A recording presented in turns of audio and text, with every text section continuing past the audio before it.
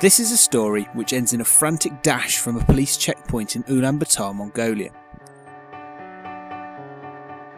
It spans 9 months, 12,000 miles and 22 countries.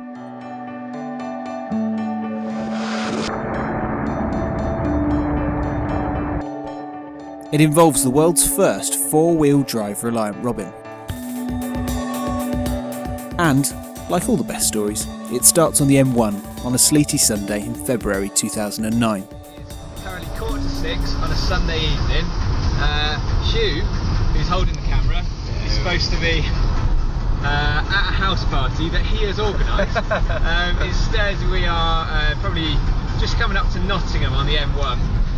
There you can see the sign. The dodgy north. The reason for this is we have found, or Hugh has found, a Suzuki Jimny, and after some tense negotiations and an hour on the phone, we decided we're going to pay 1,200 for it. Get ripped off. 1,200 quid in the tank of fuel. Unfortunately, it happens to be in bloody Durham. So we are lastminute.comming all the way up to Durham to hopefully go and see this Jimny that we've never ever seen. Look at that. Works. Central locking. This is our new snowflake, aka Jimny. Oh, Starts up like a butte. bloody marvellous. Mongolia it is then, son. Yes. And Mongolia it would be, just as soon as we'd finished testing the Jimny's capabilities.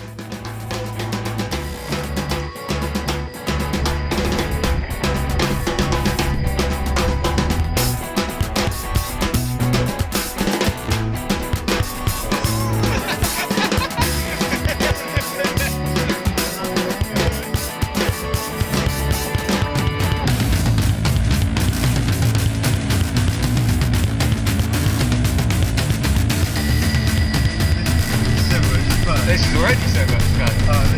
Imagine this with a reliant robin challenge. She thought it was funny just then.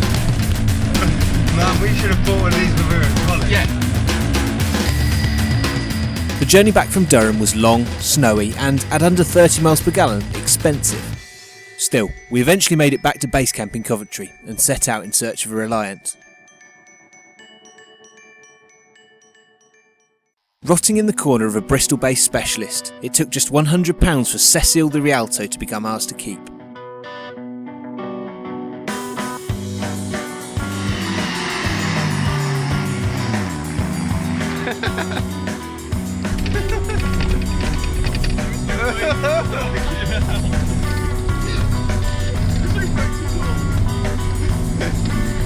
Stop the dip.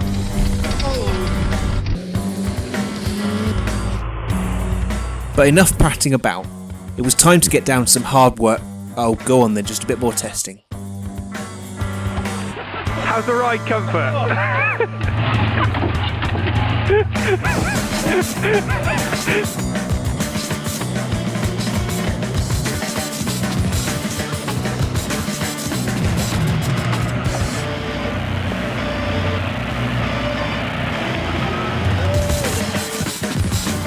With the testing finally complete, it was time for us to begin stripping down the newest, most expensive vehicle either of us had ever owned.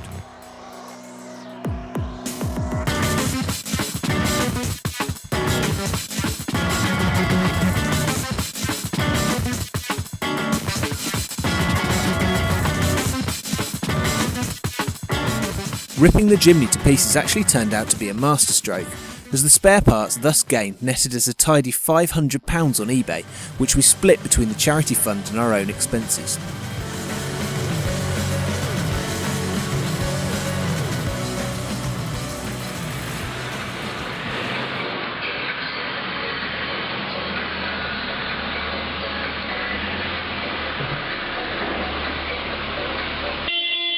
Hello. Then it was the turn of the Rialto. We're starting to strip the interior out now. Most of it's held on with, what's it held on with? String and super glue.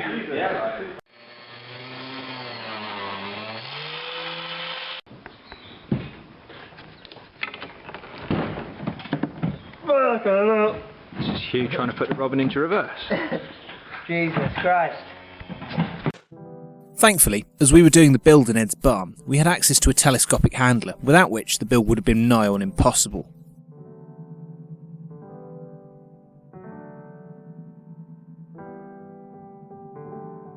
It is fair to say that Cecil the Rialto put up a good fight. It took hours of grinding, cutting, hacking, and the use of the occasional bit of blue language before the body could be persuaded free of the ladder frame chassis. Right, this is Ed plugging in the grinder. This is Nick using the grinder. This is Hugh lying next to a fuel tank which is dripping fuel. These are the sparks which are going to kill everybody. And this is about 3 hours after I said the shell would come off in a couple of minutes, and see for yourself, shell is still on. Right, Hugh, how would you say the day's gone so far? No, I've fallen asleep. Didn't work this time. It's gone shit. Finally, with the light fading, body and chassis were granted an official divorce.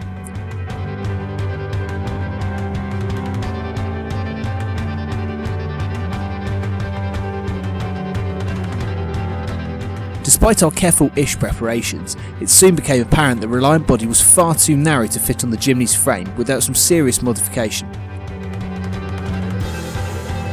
Thankfully though, our team spirit shone through. That's all, this is your fault if it don't work.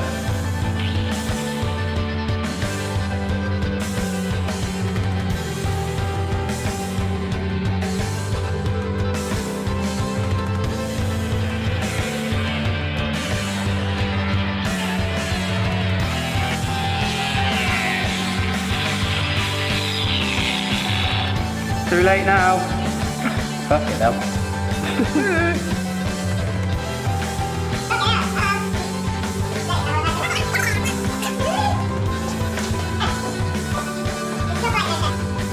When the sun came up the next day, we set about attaching the two halves of the Reliant to our stripped back Jimny. Right, next phase of the build, hoping to this weekend get the sides kind of bolted on. At the moment there's a big difference between the shape, believe it or not, of a Reliant Rialto and a Suzuki Jimny, so we're trying to, at the moment, get rid of some of the differences.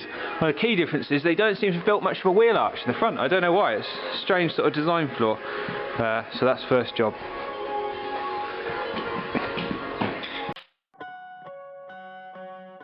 We then began welding some iron bars onto the Jimny to act as anchor points for the Reliant shell, which, being plastic, we were obviously unable to weld.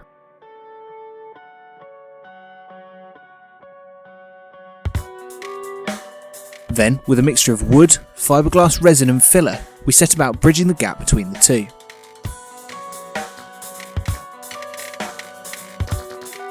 When we needed a source of spare fiberglass sheet, Ed's barn once again came to our rescue. Where's this exciting new part you promised me? It's in good condition, you gotta watch out, it's better than the Jimny. Right, okay, fair enough. I think it's that under there. I think it's the brambles, I'm not sure what the white thing underneath the brambles. The car had by this time been officially christened the Rimney and was starting to look worryingly like a Mark I Fiesta on stilts. Despite this, we were pleased with the results. Well, Hugh's really done an absolutely masterful job here. Unbelievably good. And there's more to come. Well, there better be more to come anyway, because at the moment it's got no interior. Hey, it's a bit noisy! With the bulk of the fiberglass work complete, we in no way overloaded the maximum towing weight of a Ford Mondeo, transporting the Rimney to her new home in Coventry to begin the next phase of the build. What self-respecting Mongol Rally car would be complete without side pods and a roof box, we asked ourselves. So we set about building both using car roofs scavenged from a nearby scrapyard.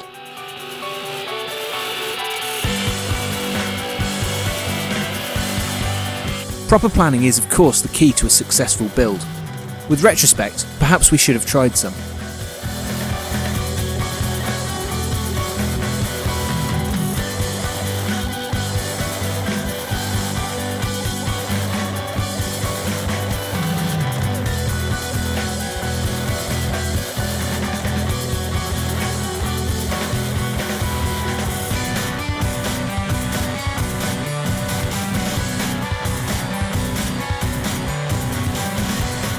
Despite our fag packet spec measurements, the pods began to take shape. With judicious use of an enormous grinder, the final silhouette of the car eventually began to emerge.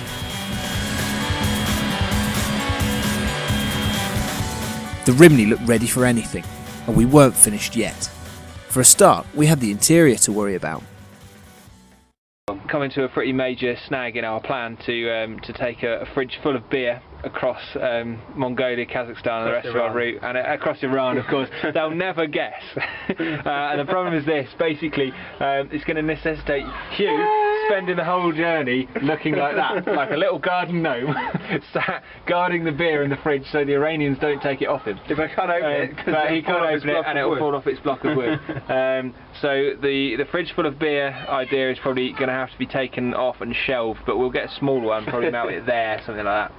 Mount it there, he says, pointing in the general direction. Carpet, a freebie from a local store, made the interior a more palatable place to spend 10,000 miles. You got enough light in the back there, mate? No, my inspection light's not working. Oh, is it not? Right, shall I turn the lights on for us? Yeah. Okay, cool. Oh, that's better. Very big light switch. Throughout a traditional British May, we got busy with the filler, added a fin and a bonnet, and generally tried frantically to balance our everyday lives with getting the Rimney ready for paint, which, by the way, we blagged free from Auto Point of Coventry.